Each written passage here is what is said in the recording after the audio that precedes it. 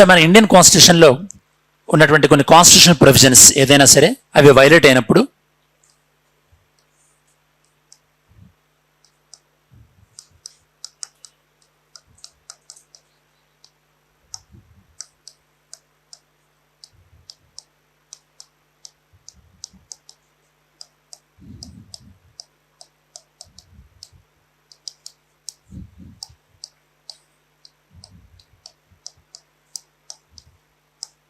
So listen, Indian కాన్స్టిట్యూషన్లో ఏవైనా కొన్ని వైలేట్ అయినప్పుడు డైరెక్ట్గా మనం కోర్టుకి వెళ్ళొచ్చు, కోర్ట్స్ వాటిని ఇంప్లిమెంట్ చేస్తాయి. ఓకే,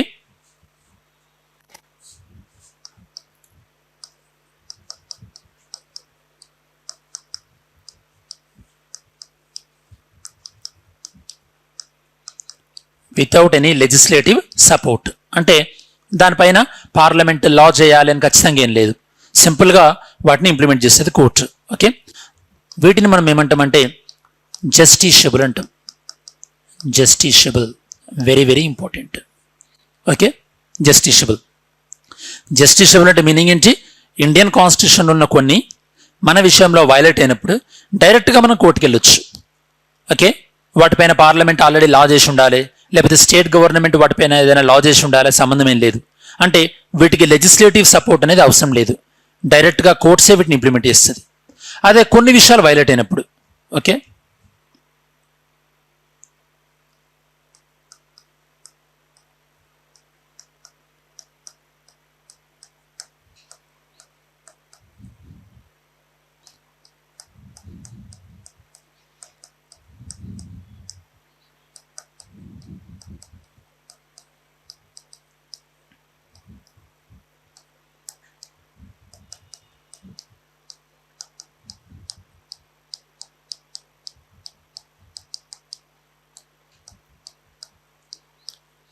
కొన్ని విషయాలు వైలేట్ అయినప్పుడు సో ఖచ్చితంగా దానిపైన ఏదైనా లా ఉండి ఆ లా వైలేట్ అయితేనే మనం కోర్టుకి వెళ్ళాలి.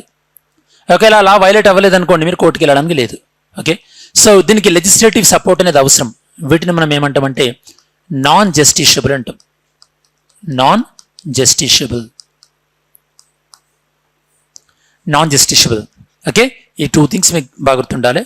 ఒకటేమో బై డిఫాల్ట్గా మనం కోర్టుకి వెళ్ళొచ్చు, ఇంకోటేమో దానిపైన ఉన్నటువంటి కన్సర్న్ లా అనేది వైలేట్ అయితే మాత్రమే అప్పుడు మాత్రమే మనం కోర్టుకు వెళ్ళాలి. వీటిని మనం నాన్ జస్టిషియబుల్ అంటాం. సో ఈ టాపిక్ మీకు ఎందుకు ఇంపార్టెంట్ అంటే, సో ఈ కాన్స్టిట్యూషనల్ ప్రొవిజన్స్లో జస్టిషియబుల్ అంటే డైరెక్ట్గా వీటి విషయంలో మనం కోర్టుకు వెళ్ళొచ్చు. అదేంటంటే ఫండమెంటల్ రైట్స్. అంటే ఫర్ ఎగ్జాంపుల్ అన్టచబిలిటీ ఉందనుకోండి, ఆర్టికల్ 17. అన్టచబిలిటీ పైన పార్లమెంట్ లా చేస్తేనే, ఆ లా వైలేట్ అయితేనే మీరు కోర్టుకు వెళ్ళాల్సిన పని లేదు. ఆ లా చేయకముందు కూడా మనం అన్టచబిలిటీ ఎవరైనా ఫాలో అయితే డైరెక్ట్గా మనం కోర్టుకు వెళ్ళే వాళ్ళం. ఓకే, ఇవి ఫండమెంటల్ రైట్స్. అది కాకుండా నాన్ జస్టిషియబుల్ అంటే ఖచ్చితంగా అవి ఇంప్లిమెంట్ చేయాలంటే వాటికి సంబంధించిన లాస్ అనేవి ఉండాలి. నాన్ జస్టిషియబుల్కి సంబంధించి ఎగ్జాంపుల్ ఏంటి మనకి ఇక్కడ? Preamble, DPSP, fundamental duties. ఇవి మాత్రం నాన్ జస్టిషియబుల్. మీకు ఎగ్జాంపుల్ చెప్తా. ఇప్పుడు డిపిఎస్పిలో ఆర్టికల్ 47 ఏం చెప్తుంది? గవర్నమెంట్ అనేది ఆల్కహాల్ బ్యాన్ చేయాలని చెప్తుంది ఆర్టికల్ 47. మరి ఏ గవర్నమెంట్స్ కూడా ఆల్కహాల్ బ్యాన్ చేయట్లేదు కదా. ఇన్ఫ్యాక్ట్ ఇంకా ఆల్కహాల్ పైన రెవెన్యూ జనరేట్ చేస్తున్నాయి కదా గవర్నమెంట్. మరి మనం వాటిని బ్యాన్ చేయండి అని కోర్టుకి వెళ్ళొచ్చా? వెళ్ళడానికి లేదు, ఎందుకంటే దానిపైన కన్సర్న్ లా అనేది ఉండాలి. ఫర్ ఎగ్జాంపుల్ ఇప్పుడు మీరు గుజరాత్ చూసుకున్నారు అనుకోండి, గుజరాత్లో ఆల్కహాల్ బాన్ పైన లా చేశారు. ఇప్పుడు ఆ లా వైలేట్ అయితే మనం కోర్టుకి వెళ్ళొచ్చు. అదే డైరెక్ట్గా మనం కోర్టుకి వెళ్ళడానికి లేదు, ఎందుకంటే డిపిఎస్పీస్ అనేవి జస్టిషియబుల్ కాదు, దీస్ ఆర్ నాన్ జస్టిషియబుల్. ఇప్పుడు మీకు అర్థమైంది కదా. సో ఇవేమో బై డిఫాల్ట్గా కోర్ట్స్ వీటిని ఇంప్లిమెంట్ చేస్తాయి. బట్ ఇవి ఇంప్లిమెంట్ చేయాలంటే వాటిపైన కన్సర్న్డ్ లాస్ అనేవి ఉండాలన్నమాట. అంటే వీటికి లెజిస్లేటివ్ సపోర్ట్, స్టాచ్యూటరీ సపోర్ట్ అనేది అవసరం. వీటికి మాత్రం లెజిస్లేటివ్ సపోర్ట్ అనేది అవసరం లేదు. Are we clear about this?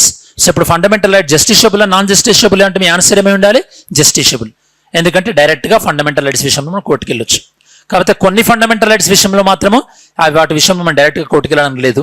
For example right to education. Right to education మనం కాన్స్టిట్యూషన్లో 2002లో యాడ్ చేసాం. కాకపోతే దానిపైన యాక్ట్ తీసుకొచ్చింది ఇప్పుడు మనం 2009. అది ఎప్పటి నుంచి ఇంప్లిమెంటేషన్లోకి స్టార్ట్ అయింది? 2010. అంటే రైట్ టు ఎడ్యుకేషన్ అనేది బై డిఫాల్ట్గా ఇంప్లిమెంటేషన్లోకి వచ్చిందా? లేదు. రైట్ టు ఎడ్యుకేషన్ దేని ద్వారా ఇంప్లిమెంటేషన్లోకి వచ్చింది? రైట్ టు ఎడ్యుకేషన్ యాక్ట్ ద్వారా ఇంప్లిమెంటేషన్లోకి వచ్చింది. కాకపోతే అట్లాంటి ఎక్సెప్షన్ పక్కన పెట్టేస్తే జనరల్గానైతే కనుక fundamental rights are justiciable and rest of the 3 are non justiciable. ఇది కాన్సెప్ట్ నెంబర్ 1 ఫండమెంటల్ రైట్స్ గురించి మీకు తెలియాల్సింది. ఓకే, నెక్స్ట్ సెకండ్ వన్,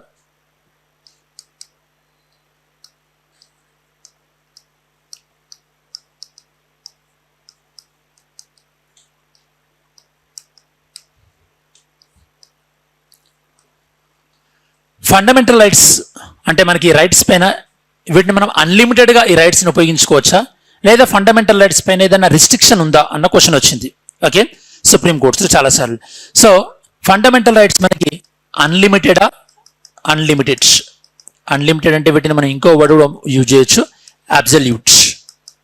లేదా లిమిటెడా అంటే వీటిపైన ఏమైనా రెస్ట్రిక్షన్స్ ఉన్నాయా. ఫర్ ఎగ్జాంపుల్ ఇప్పుడు మనకి right to freedom of speech ఉంది. Right to freedom of speech అంటే మనం ఇష్టం వచ్చినట్టు మాట్లాడొచ్చు అనుకోండి, దాన్ని మనం ఏమంటాం? అన్లిమిటెడ్ అంటాం. లేదా అలా ఇష్టం వచ్చినట్టు మాట్లాడకూడదు. మనం మాట్లాడినటువంటి ఫ్రీడమ్ ఆఫ్ స్పీచ్ అనేది వేరే వాళ్ళ యొక్క డిగ్నిటీని ఎఫెక్ట్ అయ్యేటట్టు ఉండకూడదు, వేరే వాళ్ళని డిఫేమ్ చేసేటట్టు ఉండకూడదు. ఓకే, అలానే కోర్టుని విమర్శించినట్టు ఉండకూడదు. అంటే కొన్ని లిమిటేషన్స్ ఉన్నాయనుకోండి, దాన్ని మనం ఏమంటాం? లిమిటెడ్ అంటాం. సో ఇప్పుడు మీరు అబ్జర్వ్ చేసిన దాన్ని బట్టి, ఇన్ని రోజులు అంటే లేదా మీరు చదివిన దాన్ని బట్టి ఫండమెంటల్ రైట్స్ మీరు అన్లిమిటెడ్ అనుకుంటున్నారా, లిమిటెడ్ అనుకుంటున్నారా? లిమిటెడ్. అంటే ఫండమెంటల్ రైట్స్ని మనం ఇష్టం వచ్చినట్టు యూజ్ చేయడానికి లేదు, వాటిపైన రెస్ట్రిక్షన్స్ అనేవి ఉన్నాయి. Okay, so fundamental rights are limited. Fundamental rights are limited. నేను క్లాస్లో మీకు fundamental rights are not sacrosanct అని కూడా చెప్పాను. అంటే ఫండమెంటల్ రైట్స్ని మనం తీసేయొచ్చు, లేదా అమెండ్మెంట్ చేయొచ్చు, లేదా కొత్తగా కూడా ఫండమెంటల్ రైట్స్ని యాడ్ చేయొచ్చు అని కూడా మనం డిస్కస్ చేసాం. Okay, so fundamental rights are limited అంటే అవి కొన్ని లిమిటేషన్స్కి ఉండి అవి ఇంప్లిమెంట్ అవుతాయి అనమాట. లిమిటేషన్స్కి లోబడి అవి ఇంప్లిమెంట్ అవుతాయి, limited. Okay, reasonable restrictions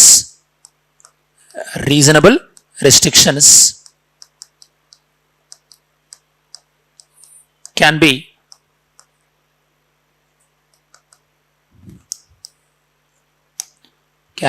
imposed on fundamental rights.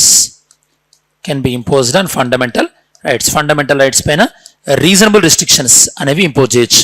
Okay, so ఈ రీజనబుల్ రెస్ట్రిక్షన్స్ అనేవి మీకు ఆర్టికల్ 19 క్లాస్ 2 నుండి ఆర్టికల్ 19 క్లాస్ 5 వరకు కూడా ఈ రీజనబుల్ రెస్ట్రిక్షన్స్ ఏంటో ఉంటాయి. మనం చెక్ చేద్దాం ఇప్పుడు రీజనబుల్ రెస్ట్రిక్షన్స్. ఓకేనా, సో ఫస్ట్ ఆఫ్ ఆల్ ఈ రీజనబుల్ రెస్ట్రిక్షన్స్ గురించి అర్థం కావాలంటే సో మీరు కాన్స్టిట్యూషన్ రిఫర్ చేయండి. కాన్స్టిట్యూషన్ ఓపెన్ చేసి ఆర్టికల్ 19 రిఫర్ చేయండి. ఈ కాన్సెప్ట్ చాలా ఇంపార్టెంట్, ఫస్ట్ వినండి కేర్ఫుల్గా, తర్వాత ఇలాగా మీకు రాసుకోవచ్చు స్కాన్ చేసి. కానీ ఈ సేలియన్ ఫీచర్స్ అన్న కాన్సెప్ట్ చాలా చాలా ఇంపార్టెంట్. ఇవన్నీ కూడా కాన్సెప్ట్ బేస్డ్ అనమాట. ఇప్పుడు మనం డిస్కస్ చేసేది next 15 minutes or 20 minutes. Okay, so article 19 1A. Okay, so article 19 1Aలో freedom of speech and expression. Okay, ఉందా లేదా? Freedom of speech and expression article 19 1A.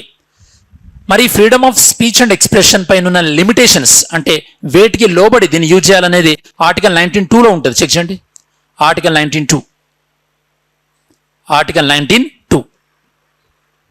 Article 19(2)లో A restrictions ఉన్నాయి అంటే మన freedom of speech and expression అనేది మనకంటే సెక్యూరిటీని effect చేసేటట్టు ఉండకూడదు, అలానే సావరెనిటీని ఎఫెక్ట్ చేసేటట్టు ఉండకూడదు, అది వైలెన్స్ కలగ చేయకూడదు మనం మాట్లాడేది. దాంతోపాటు మన వేరే కంట్రీ యొక్క ఫ్రెండ్లీ రిలేషన్స్ని ఎఫెక్ట్ చేసే విధంగా ఉండకూడదు, వేరే వాళ్ళని డిఫేమ్ చేసేటట్టు ఉండకూడదు, డిఫమేషన్ లాగా ఉండకూడదు. దాంతోపాటు లా అండ్ ఆర్డర్ పబ్లిక్ ఆర్డర్ని ఎఫెక్ట్ చేసేలా ఉండకూడదు. దాంతోపాటు కంటెంప్ట్ ఆఫ్ కోర్టుని విమర్శించినట్టు కూడా ఉండకూడదు. నేను చెప్పింది మీకు అర్థమవుతుంది కదా? ఇవన్నీ అండర్లైన్ చేసుకోండి. ఇవన్నీ కూడా అంటే వీటికి లోబడి మన freedom of speech and expression అనేది ఉండాలన్నమాట. ఓకే, మీకు ఒకవేళ రేపు ఎగ్జామ్లో చాలా డిఫికల్టీ లెవెల్ అడిగితే కనుక ఇవి కూడా అడిగే ఛాన్స్ ఉంటుంది, ఏమేమి రిస్ట్రిక్షన్స్ అని చెప్పేసి. Okay, try to underline all those restrictions.